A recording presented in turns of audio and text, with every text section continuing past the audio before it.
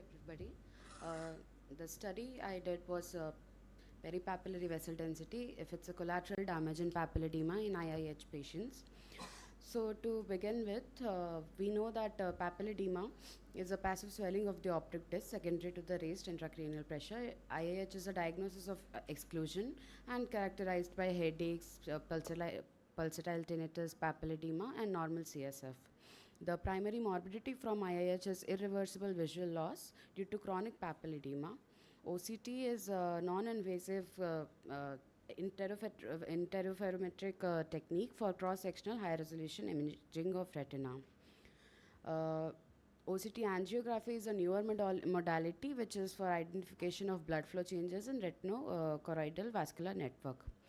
So previous studies have hinted on changes in the superficial vessel density in the peripapillary and macular areas in optic nerve diseases, but they have not quantified it. The quantification of vessel density is still minimally explored area.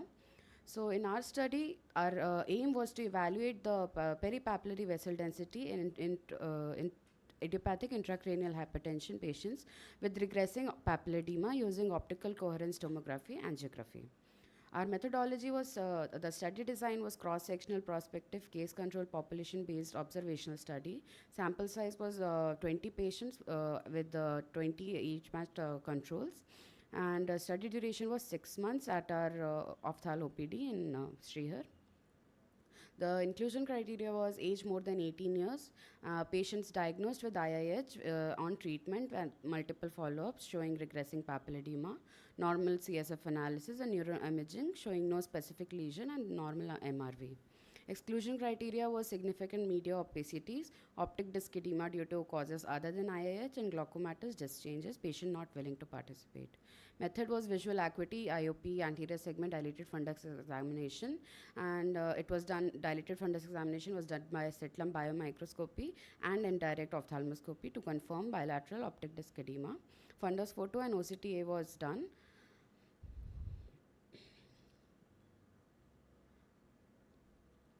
So we did OCTA on Cirrus spectral domain. The NIH publicly accessible software image J was applied to on angioplex RPC images to quantify the vessel density within the peripapillary area. Images were made binary, skeletonized, and then vessel density was calculated.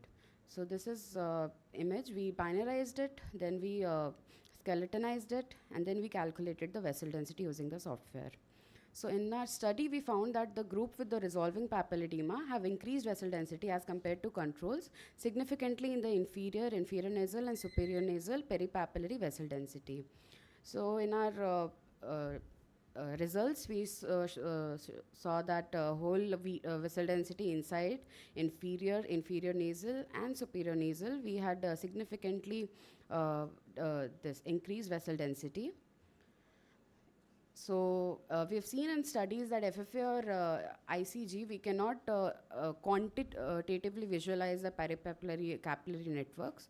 So, and in another study we saw by Torres et al., they demonstrated a decrease in the skeletonized peripapillary density that correlated with increase in papilledema grading using the OCTA. So, similar study done by Kaya et al. Has a statistically significant increase in vessel density in superior nasal and inferior nasal regions with OCTA in IIH patients with resolving papilledema compared to the control group. So, enhanced vascularity at the nasal and inferior localization in our study could be explained by the dilatation of vascular structures secondary to elevated ICP. So for conclusion, the IIH patients display vascular abnormalities specifically in the inferior and nasal region, which can be detected and quantified by OCTA.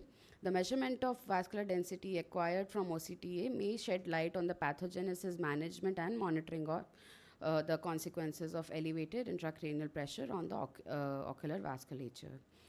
The limitations of the study were like small sample size.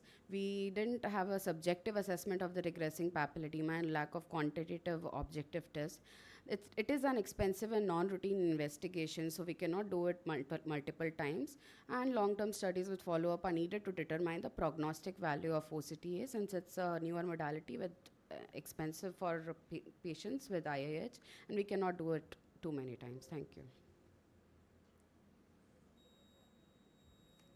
In one of your slide, you mentioned CSF analysis. Yes, sir, normal CSF. Normal. In all cases or in few cases?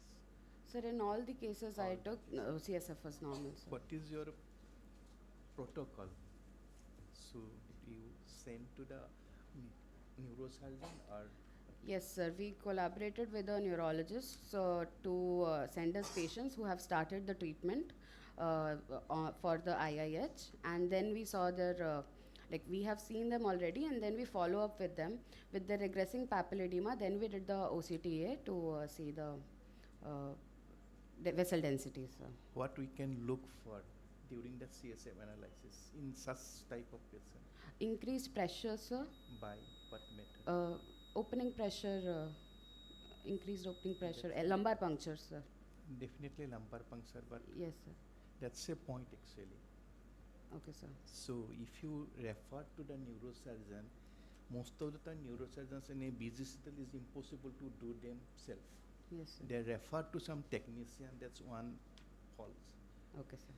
You can do it in your, so you just because anesthesiologist earlier during the LSCS section they are very much tuned with this lumbar puncture. Yes, sir.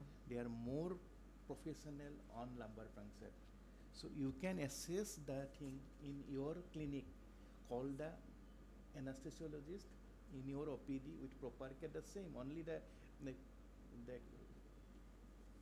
aseptic point, and you can assess the flow. You can check the flow, and if they do the lumbar puncture, it is more accurate than neurosurgeon.